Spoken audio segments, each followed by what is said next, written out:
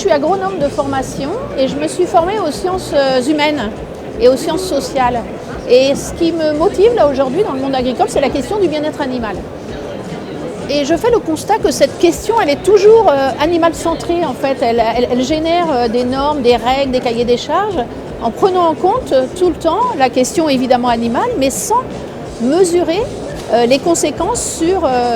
sur le travail humain, en fait sur la santé des professionnels.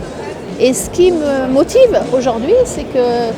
dans mon activité professionnelle, ce que je vois, c'est une dégradation en fait de la santé humaine et notamment de la santé psychosociale, psychologique, avec une montée en charge du risque psychosocial, tout simplement parce qu'aujourd'hui, toutes les exigences normatives qui pèsent sur les professionnels, que ce soit les éleveurs, les salariés, les transporteurs, les abatteurs, en fait, ne fait pas de place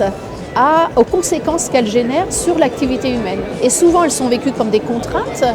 comme des difficultés à mettre en œuvre, du coup, qui tendent le travail et qui créent du risque psychosocial. Et mon combat, ou en tout cas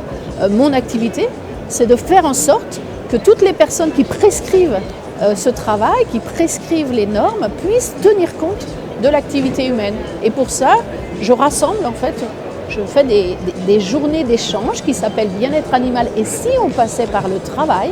qui permettent de mettre autour de la table tous les acteurs référents bien-être animal au niveau national pour qu'ils puissent eux-mêmes, dans leur propre activité, tenir compte des conséquences de ce qu'ils prescrivent sur le travail humain, pour que bien-être animal et bien-être au travail s'épaulent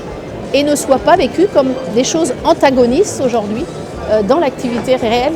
des agriculteurs. Et ça, c'est un défi, tout simplement, et on a besoin de toutes les compétences pour ça